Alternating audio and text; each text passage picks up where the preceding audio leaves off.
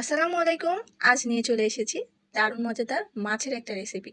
আর মাছ দিয়ে তৈরি এই রেসিপিটা যদি আমি বাসায় তৈরি করি, আমার হাজবেন্ড যেমন পছন্দ করে তেমন আমার ছেলে, তাদের খুব পছন্দের একটা রেসিপি নিয়ে চলে এসেছি। রান্না করা শেষ, চুলা থেকে নামাতে দেরি, তাদের প্লেট নিয়ে হাজির হতে দেরি নেই। এই রেসিপিটা জাস্ট একবার বানিয়ে দেখবেন কেমন মজা হয়। একবার জাস্ট ট্রাই করবেন। কথা না বাড়িয়ে মূল রেসিপিতে চলে এসেছি। তো এখানে আমি কিছু মাছ নিয়েছি, বড় মাছ। আমি রুই মাছটা ব্যবহার করেছি। মাছটা আমি কেটে ছোট টুকরো করে নিয়েছি, যেটা আমার পছন্দসই। তো এখানে অ্যাড করে দিচ্ছি 1.5 চা চামচ হলুদ গুঁড়ো আর 1.5 চা চামচের মতো মরিচ গুঁড়ো। ঝালটা কম বেশি করে নিতে পারবেন। 1 চা চামচ দিয়ে দিচ্ছি ধনিয়া, 1 চা চামচ হচ্ছে জিরার গুঁড়ো, আর দিচ্ছি 2 টেবিল চামচ ভরে ভরে সরিষার গুঁড়ো। আর এই গুঁড়োটা অবশ্যই অ্যাড করবেন, এটা ছাড়া এই রেসিপিটা সম্পূর্ণ ইনকমপ্লিট। এর মধ্যে দিয়ে দিচ্ছি একটা হাফ লেবুর রস, আর দিচ্ছি 1 টেবিল চামচ আদা রসুনের পেস্ট, আর দিচ্ছি দুটো বড় বড় সাইজের টমেটো, যেটা আমি মাছের মতোই কিউব করে কেটে নিয়েছি। এখন এটাকে খুব সুন্দর করে মেখে নিচ্ছি।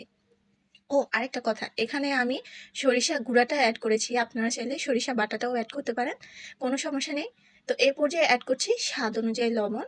আর ঝালটা কম বেশি আপনারা বাড়িয়ে কমিয়ে নেবেন। এই রেসিপিটা যেহেতু আমার ছেলে পছন্দ করে, তাই তার স্বাদ অনুযায়ী আমি ঝালটা এখানে অ্যাডজাস্ট করে নিয়েছি। দেন সবগুলো মশলা আমি খুব সুন্দর করে মাছের গায়ে মেখে নিয়েছি। যারা মাছ খেতে পছন্দ করে না, তারা একবার এই রেসিপিটা ট্রাই করে দেখতে পারেন। সব শেষে আমি বেশ খানিকটা সরিষার তেল এখানে অ্যাড করেছি, আর তেলটা দিয়ে আবারও মাছটা ভালো করে মাখিয়ে নিচ্ছি। আর এই মাখানোটা খুবই জরুরি, আর খুব সুন্দর করে একটু মাছের গায়ে মশলাগুলো মাখিয়ে নিতে হবে। দেন এটাকে আমি 10 থেকে 15 মিনিট ম্যারিনেট করার জন্য সাইডে রেখে দেব। আর এই ম্যারিনেশনটা সবচেয়ে বেশি জরুরি, অবশ্যই ম্যারিনেট করার চেষ্টা করবেন। তো 10 মিনিট পর আমি চলে এসেছি।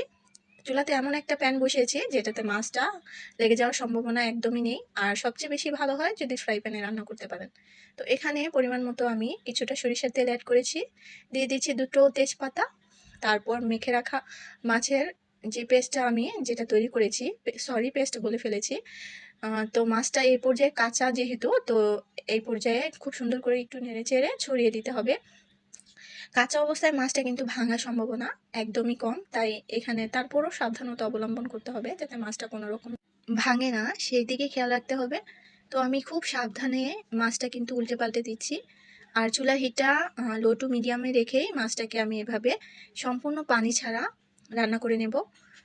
আর এই মাছটা কিন্তু এত স্বাদ হয়, না রান্না করলে আপনারা বুঝতে পারবেন না।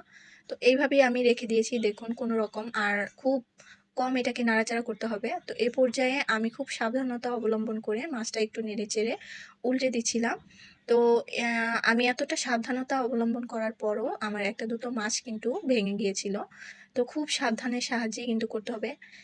তো দেখে নিচ্ছেন আমি কিভাবে করে নিচ্ছি। মাছটা জাস্ট ভাজা ভাজা করে নেব। মশলাটা যখন দেখে বোঝা যাবে পারফেক্টলি কষানো হয়ে গেছে, ভাজা ভাজা হয়ে গেছে, তো সেই পর্যায়ে বুঝে নিতে হবে যে রেসিপিটা তৈরি হয়ে গেছে। তো দেখুন এই পর্যায়ে অলরেডি হয়ে গেছে। তো আপনারা কি ভাবছেন রেসিপি কমপ্লিট হয়ে গেছে? আরে না, এখনও আরও কিছু ট্রিক্স বাকি আছে যেটা এই রেসিপিটাকে আরও মজাদার করে তুলবে। তো অ্যাট লিস্ট আমি একটা ফ্রাই প্যান নিয়ে নিয়েছি, তাতে অ্যাড করছি 4টা শুকনো মরিচ। মরিচটা একটু নেড়ে চেড়ে আমি হালকা করে ভেজে নেব। আমি আবারও বলে নিচ্ছি, ঝালটা কিন্তু কম বেশি আপনাদের উপর ডিপেন্ড করে। দেন অ্যাড করছি 4টা কাঁচামরিচ। কাঁচামরিচের আগাটা আমি কেটে নিয়েছি যাতে এটা না ফুটে, কারণ তেলে ভাজতে গেলে অবশ্যই কাঁচামরিচ ফুটবে, তো সেক্ষেত্রে কিন্তু খেয়াল রাখতে হবে। দেন অ্যাড করে দিচ্ছি আমি এখানে 4টার মতো বড় সাইজের পেঁয়াজ, যেটাকে আমি এভাবে কোয়াগুলো ছাড়িয়ে নিয়েছি। আর এই পেঁয়াজগুলো ওই মরিচের সাথে খুব সুন্দর করে ভেজে নেব। আর এখানে কিন্তু আমি খুব অল্প পরিমাণে তেল অ্যাড করেছি, যেহেতু আমি প্রথম পর্যায়ে তেলটা একটু বেশি করে অ্যাড করেছি, তো এই পর্যায়ে তেলটা আমি খুব অল্প অ্যাড করেছি, দেখেই কিন্তু বুঝতে পারছেন। তো এ পর্যায়ে পেঁয়াজটাকে আমি একদম ভেজে কড়া করে লাল করব না, দেখতেই পাচ্ছেন জাস্ট একটু সফট হবে। আর হালকা একটু বাদামি কালার চলে আসলে আমার পেঁয়াজটা ভাজা কমপ্লিট হয়ে যাবে। তো এই পর্যায়ে বলে নিচ্ছি, আমার ভিডিওটা কে কোথা থেকে দেখছেন অবশ্যই কমেন্টে জানাবেন। যারা ফেসবুক পেজ থেকে দেখছেন প্লিজ আমার ভিডিওটাকে দেখার শুরুতেই একটা লাইক করে দিবেন। দেন ভালো লাগলে অবশ্যই কমেন্ট, আর খুব ভালো লাগলে শেয়ার করে দিবেন। তো আমার পেঁয়াজটা অলমোস্ট কমপ্লিট হয়ে গেছে ভাজা, সামান্য ব্রাউন কালার চলে এসেছে। দেন যে মাছটা আমি রেডি করে রেখেছিলাম সেটাকে অ্যাড করে দিচ্ছি পেঁয়াজের সাথে। সম্পূর্ণ মশলাটা আমি কেচে কেচে নিয়ে নিচ্ছি, একটুও ছাড়া যাবে না। তো দেখে নিচ্ছেন সম্পূর্ণ মশলাটা কিন্তু আমি ঢেলে নিয়েছি মাছ সহ। তো এই পর্যায়ে খুব সাবধানে আমি একটু নেড়ে চেড়ে নিচ্ছিলাম যাতে মাছগুলো ভেঙে না যায়। মাছগুলো কিন্তু অলমোস্ট রান্না হয়ে গেছে, আপনারা দেখেই বুঝতে পারছেন। আর যখন এই রেসিপিটা তৈরি করবেন, এটা থেকে এত সুন্দর একটা ফ্লেভার আসবে, তখন ইচ্ছে করবে কি এখনই খাওয়া শুরু করে দিই, যেটা আমার ক্ষেত্রেও হয়েছিল। রেসিপিটা কমপ্লিট হওয়ার শেষ অবধি আমি কিন্তু খেতে বসে পড়েছিলাম ভাত নিয়ে। তো আপনারাও ট্রাই করতে পারেন এই রেসিপিটা। সবসময় একঘেয়েমি মাছ খাওয়ার চাইতে একটু ভিন্ন রকম করে তৈরি করে খেলে কিন্তু দারুণ মজা লাগে। তো আমি এইভাবে আরও কিছুটা সময় মাছটাকে রান্না করে নেব পেঁয়াজের সাথে। তো এই পর্যায়ে আবারও বলছি, যারা ভিডিওটা ইউটিউব চ্যানেল থেকে দেখছেন তারা প্লিজ ভিডিও দেখার শুরুতে অবশ্যই একটা লাইক করবেন। নতুন যারা যুক্ত হচ্ছেন তারা প্লিজ চ্যানেলটাকে সাবস্ক্রাইব করবেন আর নোটিফিকেশন অলে রাখতে ভুলবেন না, কারণ নোটিফিকেশন অলে রাখলে আপনারা আমার রেসিপিগুলো পেতে অনেক সুবিধা হবে।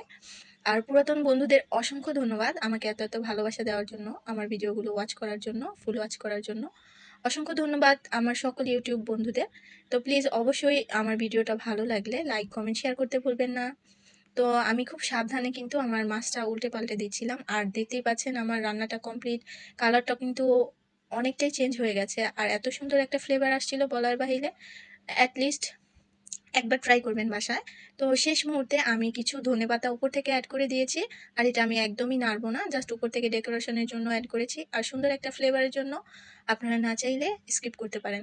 তো ফাইনাল লুকটা কেমন হয়েছে আমাকে জানাবেন, আর অবশ্যই যারা এইভাবে মাছটা ট্রাই করে খেয়েছেন তারা অবশ্যই কমেন্টে জানাবেন কেমন লাগলো আমার এই রেসিপিটা। ভালো লাগলে অবশ্যই কমেন্টে জানাতে ভুলবেন না কিন্তু। তো here is my final recipe look. কেমন হয়েছে আমি তো রিভিউ দিয়েছি, আমার ছেলে মেয়ে অবশ্যই এটা খুব পছন্দ করেছে। ইভেন আমার হাজব্যান্ডের খুবই পছন্দের একটা রেসিপি এটা, যেটা আমি শেয়ার করেছি। মানে রেসিপি জাস্ট চুলা থেকে নামিয়ে আমি আপনাদের দেখাচ্ছি কতটা গরম ছিল, আমি কিন্তু হাতেও ধরতে পারছিলাম না। তো আমার রান্নাটা কমপ্লিট হওয়ার শেষ হওয়ার অপেক্ষায় ছিল আমার বাচ্চা। তো ফাইনালি আমার রেসিপিটা কমপ্লিট। তো আজকে চলে যাচ্ছি, আবারও আসবো নতুন রেসিপি নিয়ে। সবাই সুস্থ থাকবেন, ভালো থাকবেন, আল্লাহ হাফেজ।